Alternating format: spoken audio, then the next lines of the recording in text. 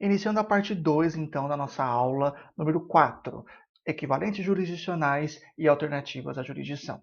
Se você não assistiu a parte 1, não continua esse vídeo, volta lá para a parte 1 e assiste a introdução dessa aula e o conteúdo de autotutela que nós ministramos aqui. Só depois você volta aqui para complementar, então, com autocomposição e arbitragem, que é o tema dessa segunda parte. Certo? Então, retomando a aula, sem mais delongas, vamos lá para a nossa lousa. E a gente tem, então, as demais formas alternativas de solução de conflitos que não a jurisdição. Tá?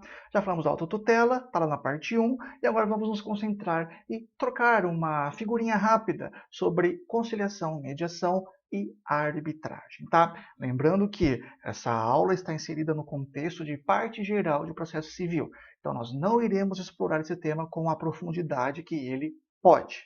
Tá? Nós teremos vídeos exclusivos sobre conciliação e mediação e vídeos exclusivos sobre arbitragem. Aqui nós vamos só fazer uma passagem para ver em que ponto se situa esses institutos quando analisados à luz da parte geral do processo civil, certo? Pois bem, a primeira forma, então, aqui que nós trouxemos é a autocomposição. E eu trouxe como figuras da autocomposição as mais tradicionais, a conciliação e a mediação. Tá? Senhores, nós falamos agora na parte 1, numa breve introdução desse conteúdo, que conciliação e mediação são figuras que sempre existiram na vida das pessoas. Tá? Por quê? Porque conflitos fazem parte da nossa rotina, desde quando nós nos entendemos por gente. Nós nos envolvemos em conflitos de pequena monta, de média e grande monta, desde sempre. Certo? Desde quando você quer obter algo dos seus pais, dos seus irmãos, dos seus amigos, ou quando eles tentam obter algo de você e vocês não concordam, isso é um conflito diminuto, que você consegue relevar. Conflitos medianos, como, por exemplo, trocos errados que você recebe no comércio, uma fechada no trânsito, um possível prejuízo que você teve, isso faz parte da vida em sociedade. Certo? A vida em sociedade não é uma vida perfeita, ela é uma vida cheia de percalços, e nós temos que saber lidar com isso. Tá? Até os conflitos de grande monta, com assim, lesões já mais graves, prejuízos aí, então, com maior reflexo econômico, a gente tem que saber lidar, ou somente quando não conseguimos resolver, é que a gente tem que partir para uma solução drástica de processo. Mas conciliar e mediar faz parte da nossa rotina. A gente faz isso todo o dia.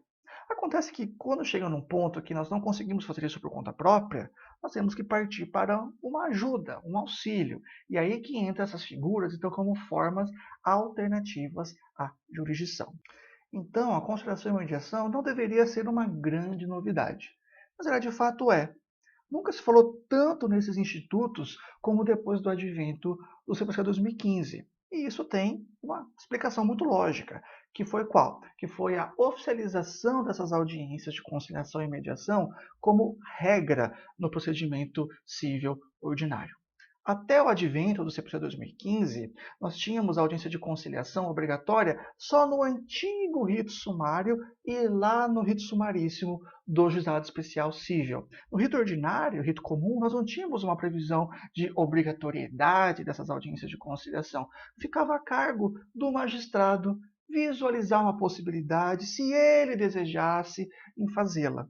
Agora não, agora nós temos uma obrigatoriedade. Lá no artigo 334, o CPC está previsto que todo procedimento civil do rito ordinário terá que se iniciar com essas audiências. E uma segunda mudança muito significativa que trouxe esse assunto em destaque nos últimos 5 anos é que essas audiências não são presididas pelos magistrados. Tá? Por quê? Porque os magistrados, quando presidiam essas audiências, cada um fazia de um jeito diferente. Não existia uma técnica, não existia uma forma padronizada dessas audiências. Então nós tínhamos magistrados altamente conciliativos que realmente conseguiam conduzir as partes no caminho do consenso, de uma comunicação efetiva, conseguiam instruí-las desses benefícios e alcançavam o acordo.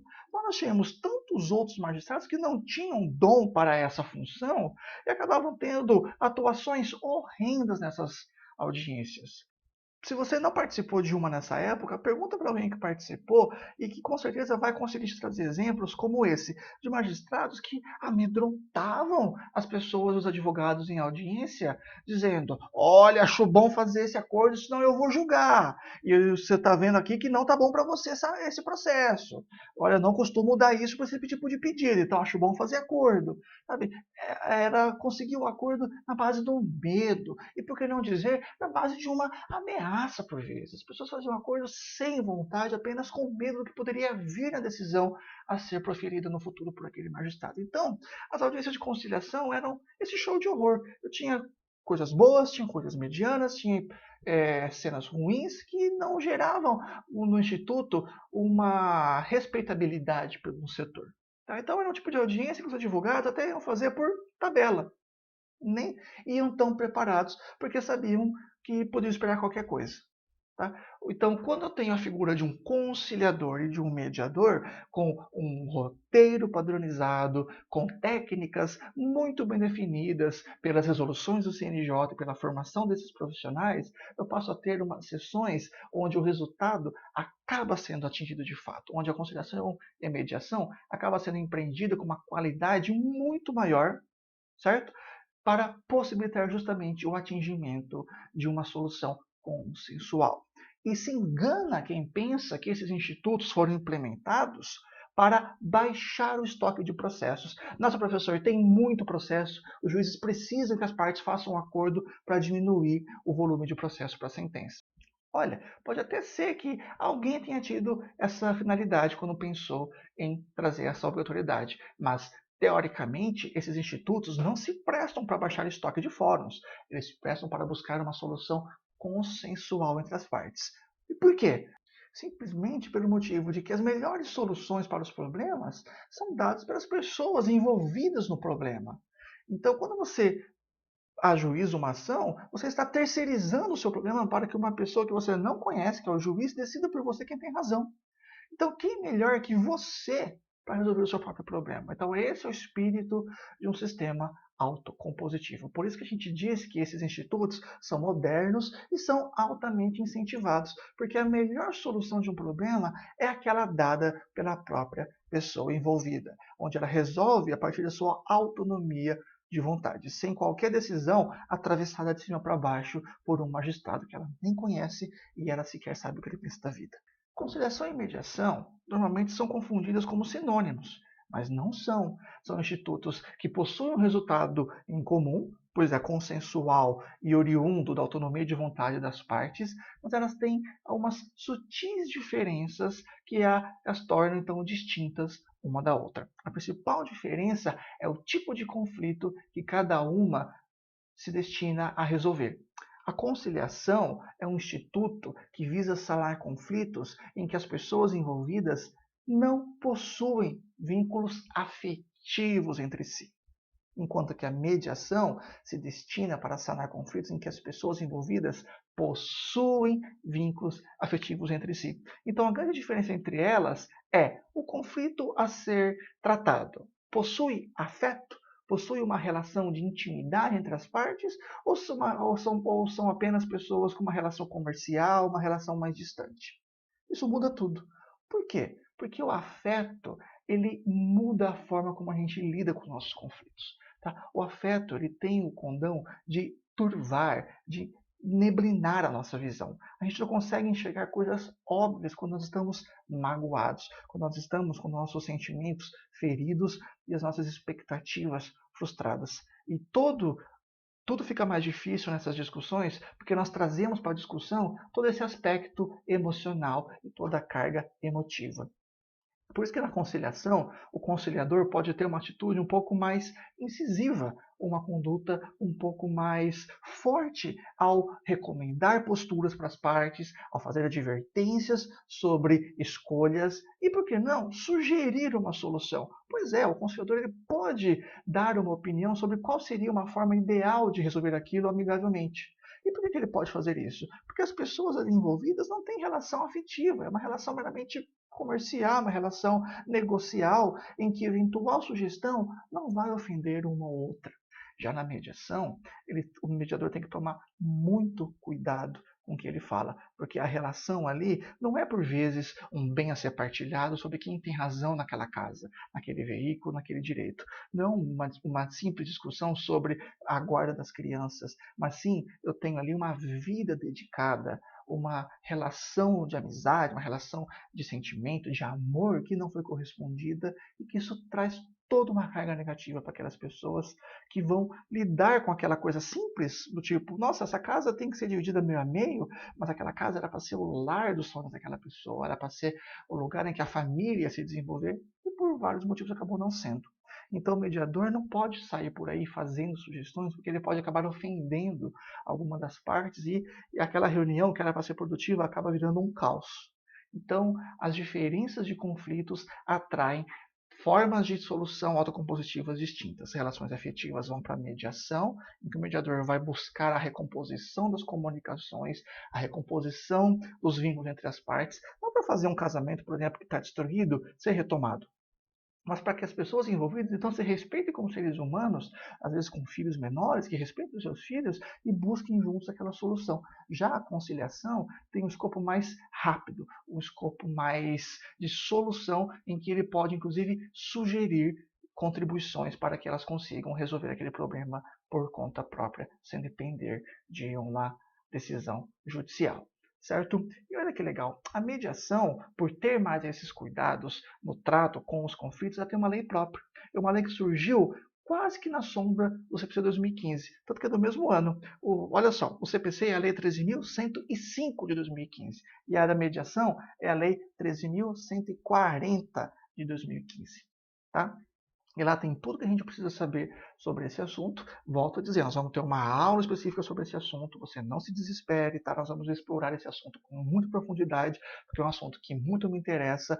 É um assunto em que eu dediquei o meu mestrado, inclusive. Eu fiz o meu mestrado em soluções consensuais de solução de conflitos, tá? E nós vamos poder detalhar com muita profundidade, com muita riqueza, todos esses assuntos, tá? Mas eu trouxe para vocês, então, só essas breves introduções sobre a conciliação e mediação, e inclusive que a mediação tem uma lei própria que prevê, inclusive, olha que interessante, a possibilidade da administração pública realizar procedimentos autocompositivos. Olha que interessante, tá? E para finalizar esse método autocompositivo, eu sempre digo isso, ela é um instituto maravilhoso, ela é um instituto que tem que ser cada vez mais incentivado e desenvolvido. Por que eu digo isso? Porque 5 anos depois do advento do CPC, nós ainda temos sessões de conciliação que recaem naquele marasmo do, abre aspas, tem proposta, doutor? Não tem proposta, então encerra a audiência. Sabe? Nós temos que sair dessa fase. Os operadores do direito, os advogados, os conciliadores e as partes envolvidas nos conflitos têm que buscar algo além disso. Esse tipo de reunião, com todo respeito, não é uma audiência de conciliação. É uma grande perda de tempo. Sabe, o conciliador tem que incitar as partes para a composição, ele tem que se interessar pelo assunto, ele tem que abrir a palavra para que as pessoas exponham seu ponto de vista, ele tem que costurar o acordo, ele tem que conduzir o caminho do acordo. Não meramente abrir a sessão e perguntar, tem proposta, doutor? E é o que acontece em muitos fóruns aí do Brasil afora. Eu digo isso com a fidúcia de advogado, que trabalha com isso cotidianamente. Certo? E por que acontece isso? Olha, normalmente o conciliador é voluntário, porque muitos tribunais sequer têm um plano de pagamento, de remuneração para esses profissionais. O volume é muito grande, então ele tem que marcar 8, 10, 12 audiências numa tarde ou numa manhã. Então você tem que fazer isso em 15, 20 minutos. Não dá tempo de fazer essa conversa. Então é toda uma estrutura deficitária que ainda não permitiu que os métodos autocompositivos se sobressaíssem na jurisdição pública. Então, eles precisam ser melhorados, eles precisam ser incentivados para um dia sim a gente poder olhar para eles como efetivos métodos de solução de conflitos. Porque hoje são efetivos? Olha, até são, mas só são quando dependem das partes e dos advogados. Porque a contar da disposição dos conciliadores públicos que atuam nas comarcas, a autocomposição ainda está deixando a desejar. E a arbitragem? A arbitragem, com todo o respeito de quem pensa o contrário, é uma ferramenta teoricamente excepcional, mas que ainda não mostrou as caras, pelo menos no Brasil. Tá? A doutrina hoje é muito uníssona em dizer que a natureza jurídica da arbitragem é de verdadeira jurisdição. Sim, não é só o poder público que pode fazer atividade jurisdicional. O poder privado é ridículo. O âmbito privado também pode fazer isso, tá? Do mesmo modo que a saúde pode ser pública quanto privada, do mesmo modo que a educação pode ser pública e privada, jurisdição também pode ser pública lá no Poder Judiciário, mas ela pode se desenvolver também no âmbito privado através da arbitragem. Então, hoje, o melhor conceito de arbitragem que eu posso lhe entregar é jurisdição privada com origem contratual. Por quê? Porque a arbitragem ela precisa de uma convenção. Tá? Ela não pode surgir a partir de uma situação natural. Ela tem que surgir de uma convenção entre as partes, que é o compromisso arbitral ou a cláusula arbitral. Essas são as únicas formas previstas em lei para que ela, então, seja instaurada. Tá? Ela tem uma limitação natural não, mas prevista na lei de matéria. Ela só pode julgar, ela só pode resolver conflitos que versem sobre direito patrimonial disponível e de pessoas capazes. Acabou nem constando na lousa, aí peço desculpas, mas você que está assistindo essa aula e fazendo suas anotações, acrescentem aí. Direito patrimonial disponível e pessoas capazes, certo? Apesar de que a lei de arbitragem, que é a 9307, passou por uma reformulação recente agora, em 2015 ou 2016, e ela passou a permitir que a administração pública possa eventualmente também ter seus conflitos resolvidos pela via arbitral. Então, com direitos indisponíveis, porém passíveis de acordo, também podem ser arbitrados, podem ser então resolvidos pela via arbitral. E eu queria finalizar falando desse estigma que eu comentei no começo da aula sobre arbitragem. E esse estigma é que a arbitragem é tão falada, e ela é tão incentivada, ela é tão estudada como forma de solução de conflitos, ela é colocada como a principal ferramenta para nos livrarmos do Poder Judiciário e das suas celeumas, como a morosidade, como o grande número de processos que tramitam no fórum, para fugir de decisões superficiais e rasas do Poder Judiciário, contraditórias. Mas, na prática, a arbitragem não é utilizada. No final de 2017, tramitavam no Brasil um pouco mais de 900 procedimentos arbitrais, ao passo que no Poder Judiciário tramitavam mais de 80 milhões de ações judiciais. Então, observe, como falar que a arbitragem, então, vai desjudicializar o nosso país? Como falar que ela é uma ferramenta que nos livra do Poder Judiciário se ela é tão pouco utilizada? Nós temos alguns motivos para isso. Desconhecimento é um deles, ela precisa ser realmente ainda mais incentivada do que ela já vem sendo, mas o principal deles ainda é o alto custo. A arbitragem é um procedimento extremamente caro e para poucos. E ela não conseguiu ainda ser popularizada. E eu tenho uma opinião pessoal a respeito disso. Para você se valer da arbitragem, você precisa, obviamente, contratar a arbitragem escolhendo quem serão os julgadores. Quem você escolheria como julgador para o seu processo? Nas mãos de quem você colocaria a solução de um conflito que discutiria todo o patrimônio da sua vida, discutiria uma grande aquisição sua, enfim, uma grande parcela da sua empresa? Nas mãos de quem você depositaria essa responsabilidade? De qualquer pessoa? Me parece que não. Você gostaria de ter sempre os melhores à disposição. Justamente isso. Quem são os árbitros do Brasil? Quem são os árbitros que compõem o corpo arbitral das principais instituições do Brasil? Ex-ministro do STF, ex-magistrados de renome, autores de obras jurídicas, grandes professores de universidades de destaque. Eles que ocupam esses postos. Será que algum grande empresário contrataria Thiago Zorzeto aqui para poder ser árbitro? Dificilmente. Por quê? Porque não há a confiança de que a pessoa vai fazer um bom trabalho. Entre ter um árbitro que vai cobrar um valor X para fazer uma função que eu não conheço, que eu não sei qual é a qualidade do seu trabalho, e usar o Poder Judiciário, que tem os juízes que já estão lá para isso, as pessoas acabam optando por usar o Poder Judiciário. Essa é uma opção Essa é uma opinião muito pessoal minha. Eu ainda estou desenvolvendo essa ideia para poder escrever um artigo sobre esse assunto, mas eu acho que são esses dois elementos: o valor, desconhecimento e falta de confiança no procedimento, que torna a arbitragem tão pouco utilizada. Mas ela é bem interessante realmente, e se ela fosse popular, se ela tivesse como ser mais utilizada, nós teríamos aí uma situação jurisdicional no Brasil bem diferente. Certo? Pois bem, senhores, nós finalizamos então a parte 2 dessa aula de alternativas à jurisdição e equivalentes jurisdicionais. Falamos sobre autotutela, um pouco sobre autocomposição e conciliação e mediação, e finalizamos então com a arbitragem, dando esse conteúdo então por ministrado. Tá certo? Eu espero que vocês estejam curtindo nosso conteúdo, certo? É feito com muito carinho para difundir o processo civil na nossa comunidade da internet, certo? Não deixe de se inscrever no canal para você receber as nossas notificações, curta a página e nos vemos na nossa próxima aula. Até lá!